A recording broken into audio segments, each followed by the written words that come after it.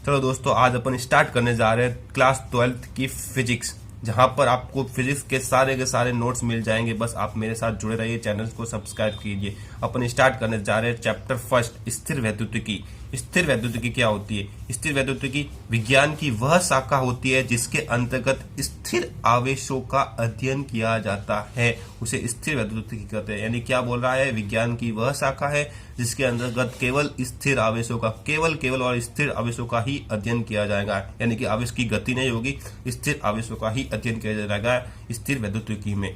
अब अपन आगे बात कर रहे हैं आवेश। यहाँ पे स्थिर आवेशों का अध्ययन किया जाएगा। तो आवेश की बात करें तो आवेश का मात्रक एसआई पद्धति में होता है कूलाम, और इसकी विमा होती AT। अब विमा कैसे आई वो देख लेते हैं। आवेश, यहाँ पर धारा बराबर आवेश बटा समय होता है, अपन को पता है फॉर्मूला होता है धारा का। तो आवेश बराबर धारा इंटू समय, इसको अपन ऐसे लिख सकते हैं, ठीक है। अब जैसा कि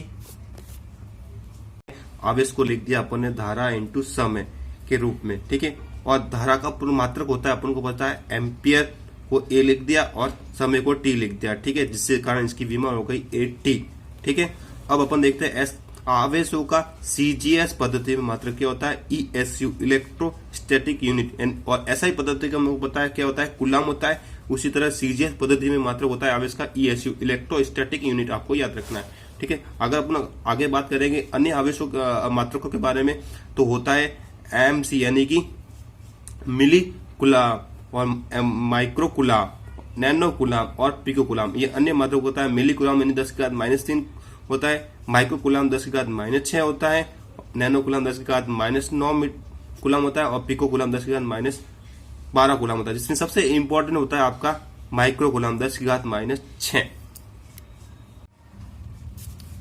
आवेशों के मात्रक के बारे में बात करें तो आवेशों का सबसे बड़ा मात्रक होता है फैराडे, और सबसे छोटा मात्रक होता है फ्रैंकली, ठीक है। एक फैराडे बड़ा होता है 96,500 कूलाम, ये आवेशों का मात्रक होता है और उनके मध्य संबंध होता है, ठीक है। अब अपन बात करें आवेशों का प्रायोगिक अध्ययन।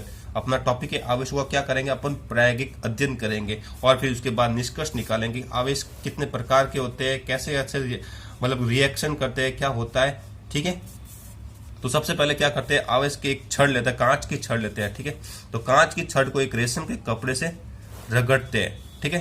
कांच की छड़ को एक रेशम के कपड़े से रगड़ते हैं, जिससे क्या होगा? कांच की छड़ से इलेक्ट्रॉन क्या करेंगे? रेशम पर चले जाएंगे, जिससे कांच की छड़ पर क्या आ जाएंगे?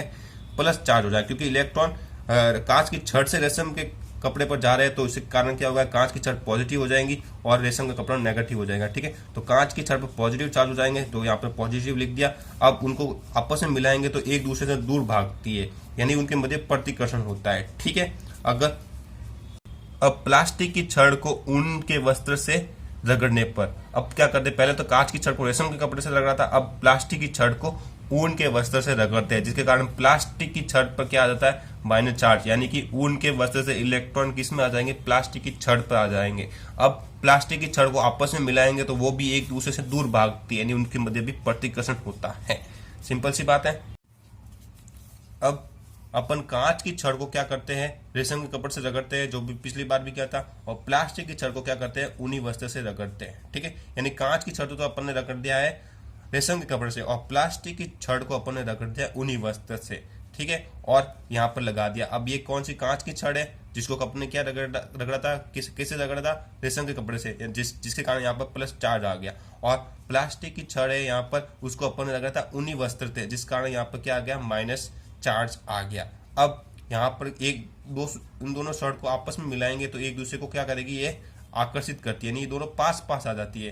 पहले अपन ने देखा था कि कांच की छड़ को रेशम के कपड़े से रगड़ने पर ये दोनों एक दूसरे को प्रतिकर्षित करती है, यानी प्लस प्लस चार्ज होने के कारण एक दूसरे को प्रतिकर्षित करती है। और ऊनी वस्त्र से रगड़ने पर प्लास्टिक की छड़ भी एक दूसरे को प्रतिकर्षित करती है, जिसके कारण यहाँ पर क्या होता है? माइनस चार्ज होता है, जिसके कारण ये प्रतिकर्षित करती है। अब यहाँ पर अलग अलग अपना कांच की छड़ को रेशम से कपड़े से रगड़ा और प्लास्टिक की छड़ को अपन ने ऊनी वस्त्र से रगड़ कर देखा, और दोनों को एक साथ लाया तो यहाँ पर एक दूसरे को आकर्षित करती है।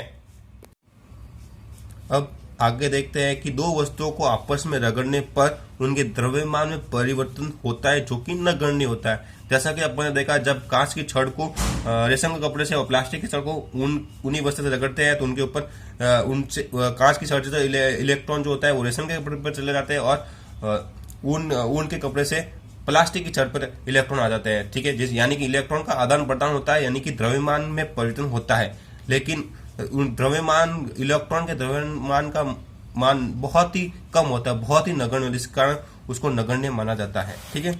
फिर दो वस्तुओं को आपस में रगड़ने पर केवल इलेक्ट्रॉन का ही आदान प्रदान होता है, जबकि प्रोटॉन का नहीं। अभी अपन ने बात की थी कि कांच की छड़ पर प्लस चार्ज होता है, किसके कारण, यानी इलेक्ट्रॉन के आदान प्रदान के कारण, यानी इलेक्ट्रॉन का ही आदान प्रदान है, प्रोटॉन का नहीं। क्यों नहीं होता है? क्योंकि इलेक्ट्रॉन जो होते हैं वो नाभिक से बाहर होते हैं और प्रोटॉन जो होते हैं वो नाभिक के अंदर होते हैं, इस कारण उनका आदान प्रदान नहीं होता है, केवल इलेक्ट्रॉन का ही आदान प्रदान होता है, ठीक है। ये थे अपन का आज का टॉपिक। अगला चैप्टर में आगे की बात करेंगे।